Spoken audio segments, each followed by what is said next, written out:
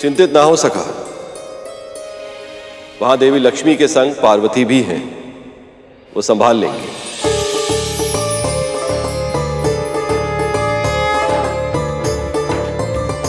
बस अब शीघ्र ही गणेश आ जाए तो ये विघ्न भी दूर हो जाएगा। लक्ष्मी के साथ मिलन में और विलंब अब मैं नहीं सह पाऊंगा। आपकी बात मानी तो विवाह का आनंद लेने से चूक जाऊंगा। वहाँ मामा श्री विष्णु प्रतीक्षा कर रहे होंगे और मामी श्री भी तो मेरे आगे दिया जलाने के लिए तैयारी कर रही होंगी। अब चलिए, चढ़िए मेरे हाथ पर।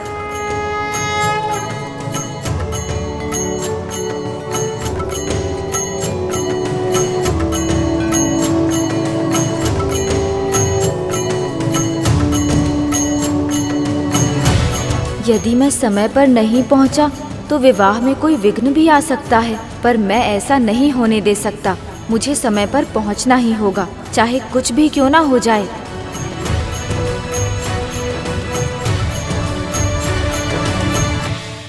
मैं बस इतना जानना चाहती हूँ, ऐसा क्या किया इसने जो ये इतने सम्मान के योग्य बन गई?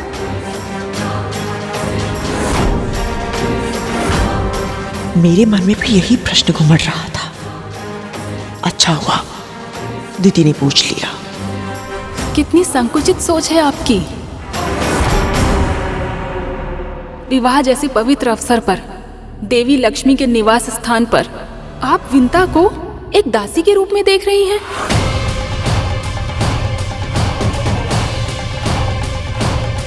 जबकि आप तीनों में केवल विंता ही है अपनी भक्ति की शक्ति से जो यहाँ तक पहुँच पाई है।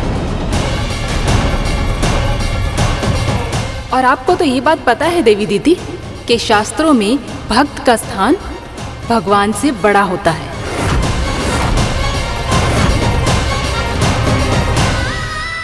ये अपनी आस्था से यहाँ तक पहुँची हैं और इसीलिए हर विशेष सम्मान के योग्य हैं। चाहे जो कुछ भी हो देवी, एक दासी को मुझसे ज्यादा सम्मान देना यह अनुचित है।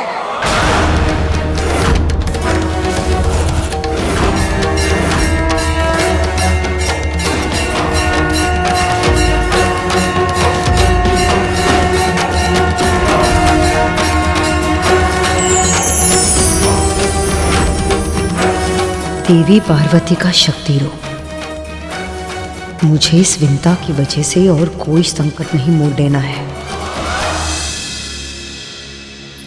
महारानी, हम सब में चाहे जो भी समस्या हो, ये अवसर हम सब की समस्याओं से कहीं अधिक बड़ा है।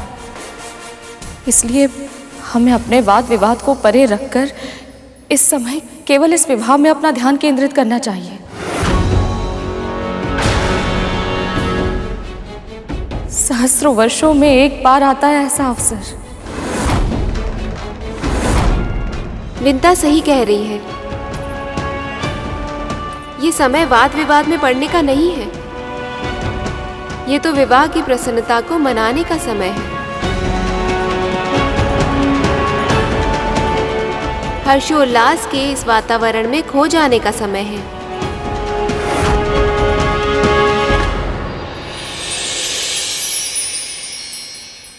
महाराज बलि, आप तो त्रिलोक जय, सर्वशक्तिमान, सर्वज्ञानी हैं। आपने यहाँ आने का कष्ट क्यों किया? मुझे क्षमा कर दीजिए गुरुदेव, बहुत बड़ी भूल हो गई है मुझसे। भूल का आभास होने पर क्षमा करने से कोई लाभ प्राप्त होता नहीं है। कितना समझाया था मैंने आपको, और आपके मन में तो अमृत प्राप्त करके आत्मनिर्भर बनने की हट चढ़ पकड़ चुकी थी। उन्हें जीवित होने के लिए अपने गुरु पर निर्भर रहने की व्यवस्था से मुक्त होना चाहते थे आप। मैंने बार बार आपको समझाया, किंतु आपने मेरे हित वचनों पर तनिक भी ध्यान नहीं दिया। और मेरे पास आपके लिए कोई सुझाव नहीं है। गुरुदेव, मेरी बात तो सुनिए। देवी लक्ष्मी ने देवराज और अन्य देवताओं की श्री लौटा दी और अब उन्हें अमृत भी मिल गया तो हम असुर बहुत बड़े संकट में फंस जाएंगे। सहायता कीजिए गुरुदेव, मुझे मेरी भूल के लिए क्षमा कर दीजिए। तो ये सब विष्णु की चाल थी।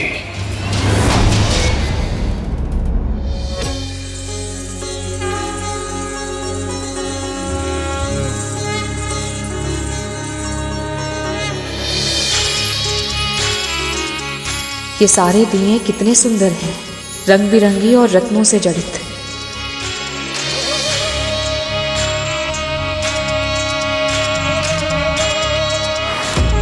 इन दियों के समक्ष मेरे मिट्टी से बने हुए इस दिए का कोई मूल्य नहीं है। माता लक्ष्मी को विशेष लोगों द्वारा लाए गए विशेष दिए ही समर्पित होने चाहिए।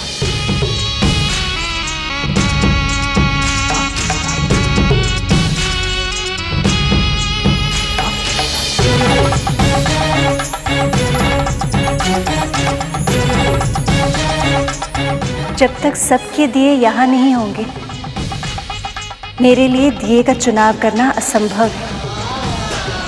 पर यहाँ तो सबके दिए पहले से ही रखे हुए हैं सखी। पर एक दिया ऐसा है जिसे यहाँ होना चाहिए पर है नहीं।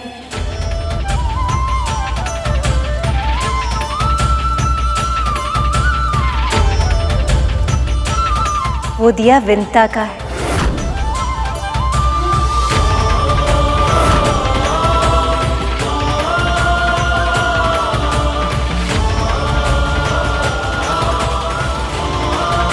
नहीं नहीं माँ, मेरा दिया इतना सुंदर नहीं है। विंता, यहाँ आओ। अरे आओ।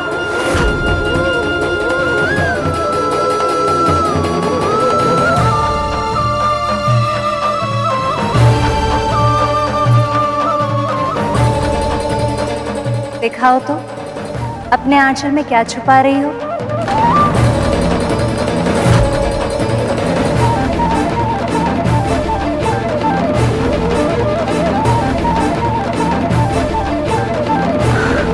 दिखाओ दिखाओ।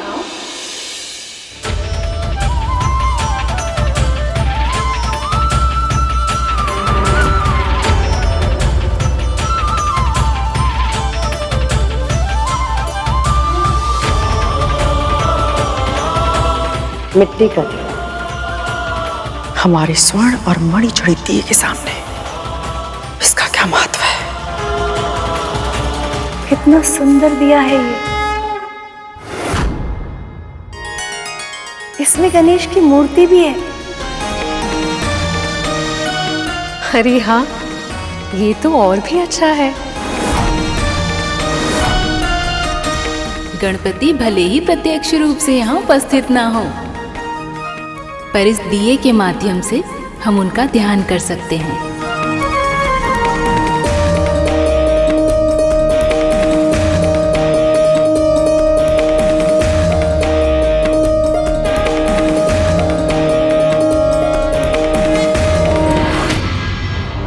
अपनी शक्ति लक्ष्मी को वापस प्राप्त करने के लिए उन्होंने आप सभी का उपयोग किया है।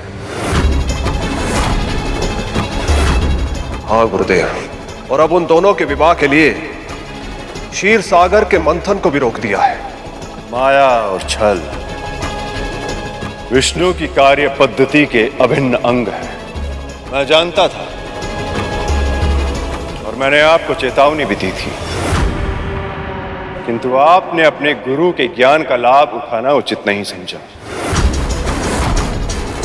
आपने स्वयं अपने दुर्भाग्य को आमंत्रित किया है। कब होगी?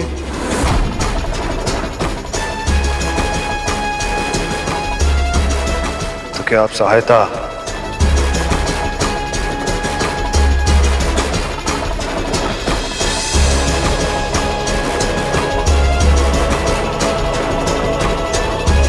गुरुदेव ने सच में हमारा साथ छोड़ दिया।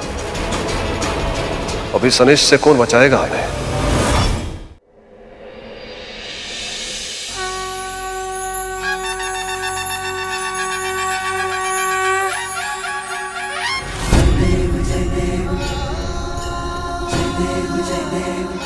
हे गणपति, इस बार जब मुझे नारायण मिले तो वो मुझसे कभी दूर न जाए। हम एक साथ सदैव सुखमय जीवन बिताएं।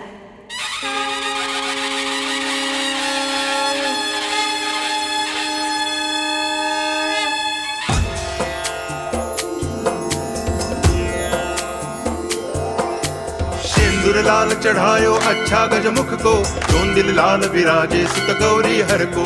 हाथ लिए गुड़ लड्डू साई सुरवर को, महिमा कहे न जाए लागत हूँ पद को। अखंड दीप जल गया है सखा। इस क्षण से विवाह की प्रक्रिया भी आरंभ हो गई है। बधाई हो प्रभु, बधाई हो सखा।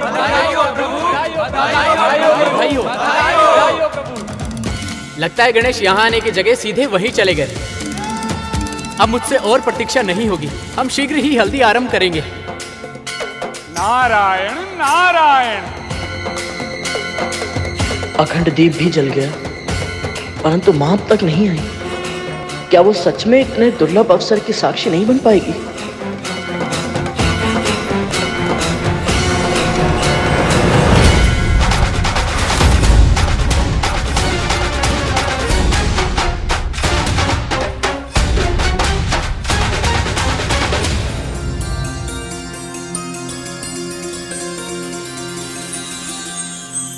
अरुण भैया,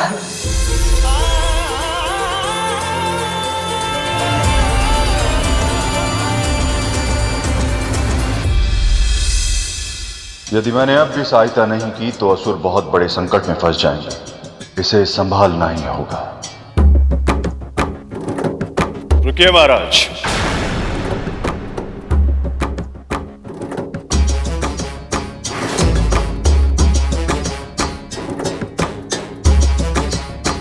शिष्य भले ही अपना कर्तव्य छोड़ दे, किंतु एक गुरु होने के नाते मैं अपना धर्म नहीं छोड़ सकता।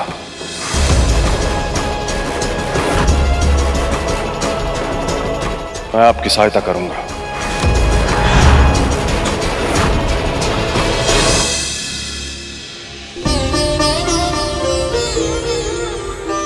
गरुड़ मेरे भाई, तो जानता है आज मैं बहुत प्रसन्न हूं। अब अपने परिवार के साथ कुछ आनंद के पल बिता पाऊंगा मैं। ये कल्पना ही मेरे रोम रोम को पुलकित कर रही है गरुड़।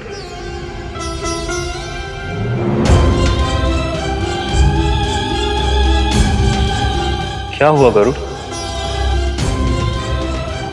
परिवार मां के बिना अधूरा है भैया, और मां नहीं आई। ये तो उससे किसने कहा? मां तो लक्ष्मी मां के साथ है गरुड़।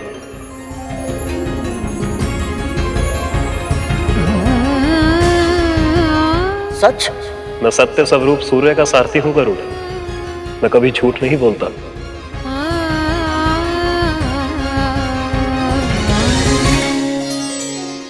मामी श्री ने मेरे स्थान पर मेरी प्रतिमा के आगे दिया जलाकर विवाह के विधि विधान का औपचारिक आरंभ कर दिया है, पर मुझे स्वयं भी वहां शीघ्र ही पहुंचना होगा। इतने वेग से क्यों जा रहे हैं प्रभु? मुझे भय लग रहा है, कुछ करना होगा। प्रभु क्षमा कीजिएगा, पर लगता है कि आपको निमंत्रण देना केवल औपचारिकता ही थी। क्योंकि यदि सच में आपको बुलाना होता तो आपके बिना विवाह की रीतियों का आरंभ थोड़ी ना करते वो सब। अब ये तो सब जानते ही हैं प्रभु कि आपकी उपस्थिति के बिना कोई भी मंगल कार्य आरंभ तो हो सकता है, पर पूरा नहीं हो सकता। उसके बाद भी उन सब ने आपके पहुंचने की प्रतीक्षा क्यों नहीं की? हो सकता है मुहूर्त बीता जा रहा हो। प्रभु कहीं ऐसा तो नहीं कि वहाँ किसी को आपकी उपस्थिति की आवश्यकता का आभास ही ना हो रहा हो? भैया, आप नहीं जानते कि आपने ये सूचना देकर मुझे कितनी बड़ी प्रसन्नता दी है।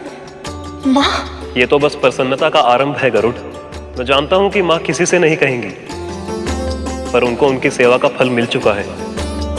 भगवान दत्तात्रेय ने उन्हें सदैव सुखी रहने का और दास्ता से मुक्त होने का आशीर्वाद दिया है मेरे भाई। ये सत्य है मेरे भाई। धीरे धीरे तुम्हें तुम्हारे कष्टों से मुक्ति मिलेगी और फिर समुद्र मंथन से निकलने वाला अमृत तेरे जीवन के सारे विष को समाप्त कर देगा। तो चल मेरे साथ भोजन भी कर ले और बाबा से भी मिल ले। बाबा?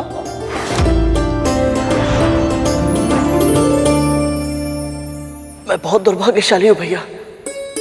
मुझे भगवान दत्तात्रेय से मिलने का अवसर प्राप्त हुआ था और मैंने अपनी अज्ञानता में उसे खवा दिया। तू चिंता मत कर गरुड़, सही समय आने पर तुझे उनके दर्शन अवश्य होंगे। तू बस अभी इसी बात का ध्यान रख कि असुर कुछ समस्या उत्पन्न ना करते। देवी लक्ष्मी वापस आ चुकी है।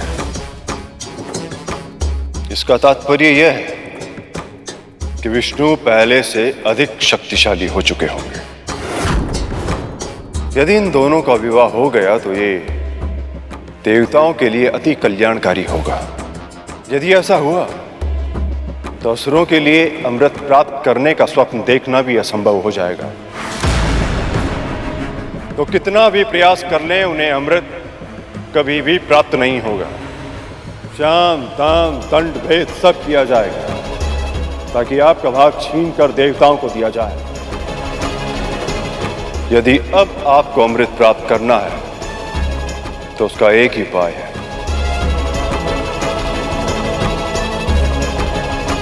कर पाएंगे? कौन सा उपाय गुरुदेव?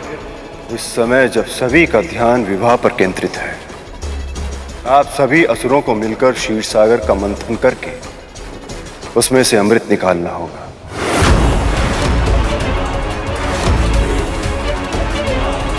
न केवल अमृत को प्रकट होने पर विवश करना होगा बल्कि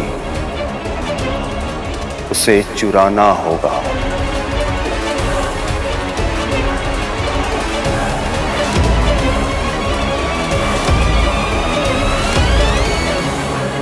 अब तक इस मंथन का उद्देश्य मेरे लिए प्रभु विष्णु और माता लक्ष्मी का मिलन ही था भैया, परंतु ये जानने के बाद कि इस मंथन से निकलने वाला अमृत माँ की मुक्ति से जुड़ा है, मैं इसे प्राप्त करने की मार्ग में कोई रुकावट नहीं आने दूंगा।